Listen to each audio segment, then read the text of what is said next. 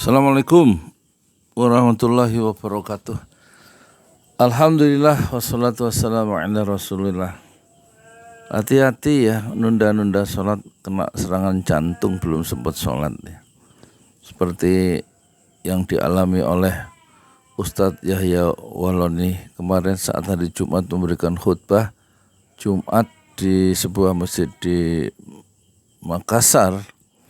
Itu waktu khutbah kedua dan dia berdiri baru 3 menit kira-kira baca doa itu dia terduduk kembali membuat jamaah sholat Jumat heran dan dia memegang dadanya. Kemudian karena serangan jantung yang sangat kilat Allah memanggilnya pulang ke negeri akhirat. Belum sempat ya, sholat Jumat itu. Jadi hati-hati dengan kematian yang datang tiba-tiba melalaikan sholat urusan dunia. Kalau Ustadz Yahya Waloni yang wafat dalam usia 55 tahun itu sangat beruntung ya, wafat dalam konteks ibadah kepada Allah Subhanahu wa taala, yakni memberikan khutbah Jumat. Tapi kalau terus mati waktu main game, mati waktu nonton TV gitu gimana coba? Waktu ngobrol di bawah pohon di bawah pohon rambutan itu gosip kiri kan ngobrol kesana kemari. Jadi wafat dalam usia 55 tahun, sementara Coach Stephen yang sama-sama mu'alaf itu wafat dalam usia 40 tahun ya.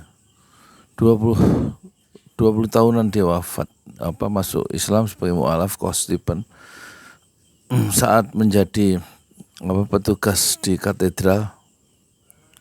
Dan dia suka ke mana itu, ke Istiqlal, melihat orang berwudu, kemudian diajari wudu oleh seorang muslim pegawai dari Istiqlal, dan akhirnya dia masuk Islam ya, dan menghabiskan 20 tahun usianya untuk berjuang mengislamkan orang, dan 60.000 orang masuk Islam di bawah bimbingan Mu'alaf Center yang dia dirikan. Dia berdakwah dengan cara pakai organisasi modern. Sementara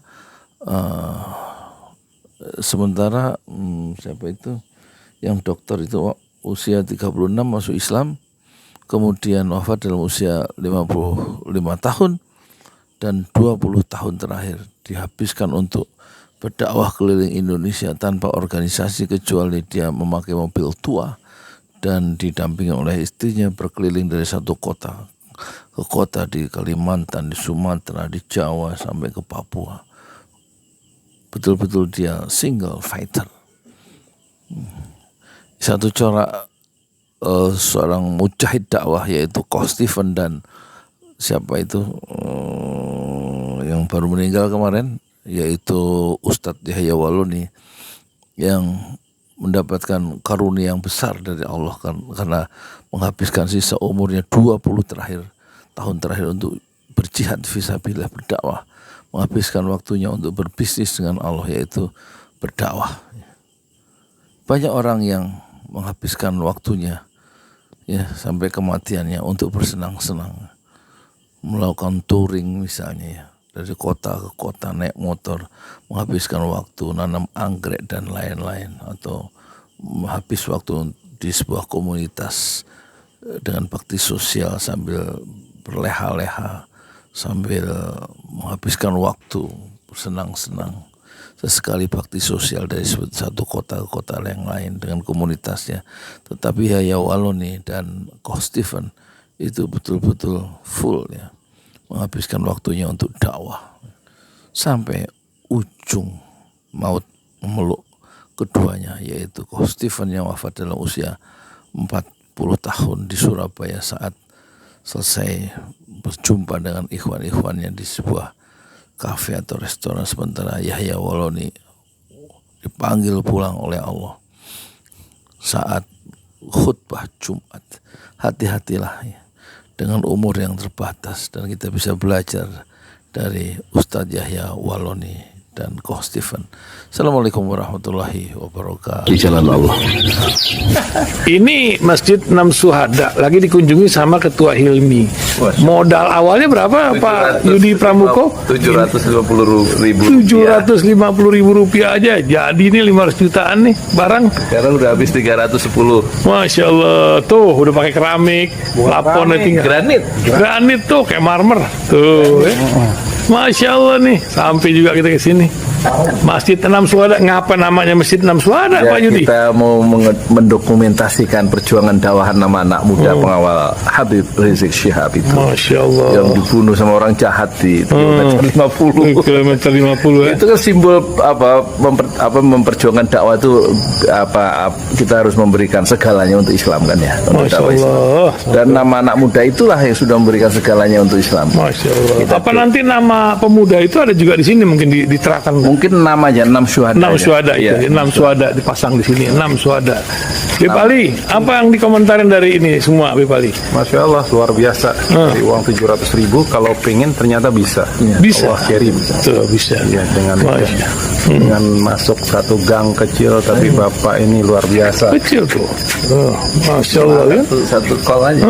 Masya Allah. Perjuangan Pak Yudi Pramuko, YouTuber sejagat paling tua. Tertua di semesta. Tertua di semesta. Masya Allah. Tukang donat. Tukang donat. Tukang donat dari Paru. Ini saya laporkan dari lapangan ini langsung dari Masjid Enam Syuhada. Masya Allah. Dan ini dia. Dalam lihat ah. Tuh lihat tuh masjidnya. Tuh imamnya di situ tuh. Malam-malam lagi kita. Masya Allah. Masih kurang nih. Atapnya katanya transfer aja. Masjid Enam Syuhada sebentar lagi selesai. Dinding lubang angin sebagian sudah terpasang, lantai 2 dan kemudian plafon termasuk lantai bukan keramik, granit 150 dus bersama tiang-tiang yang ada 16 setinggi 4,5 meter. Kemudian finishing terakhir adalah tangga menjebol atap ya, lantai pertama untuk masuk ke lantai 2. Inilah Masjid Enam Syuhada. 2,5 tahun lalu dimulai pada 2 Agustus hari Senin 2021. Tinggal sedikit lagi insya Allah,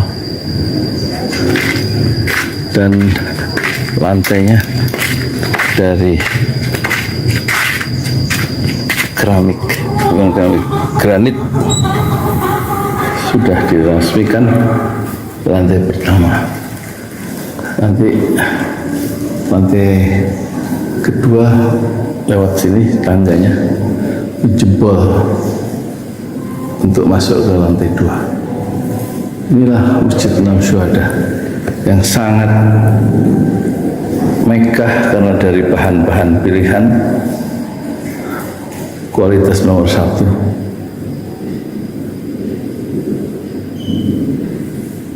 Tinggal sekitar 80 juta lagi finishing lantai atas selesai insya Allah.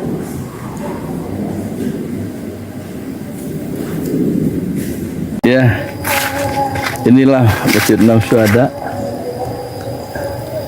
yang sangat bersejarah ya dalam sejarah dakwah Indonesia modern, insya Allah, karena ini dibangun dalam konteks kezaliman rejim penguasa yang sudah membunuh 6 santri dari front pembela Islam, dan kita abadikan pengorbanan dan perjuangan dakwah mereka sehingga kita sebut namanya Masjid Enam Syuhada. Mereka mengawal perjalanan dakwah gurunya Habib Rizik Syihab, dan mereka dicegat oleh orang-orang jahat di kilometer 50. Saya Yudi Pramuko, tukang donat dari Parung Super, tertua di semesta fasbir sabrun jamila, bersabarlah dengan kesabaran yang indah. Assalamualaikum warahmatullahi wabarakatuh.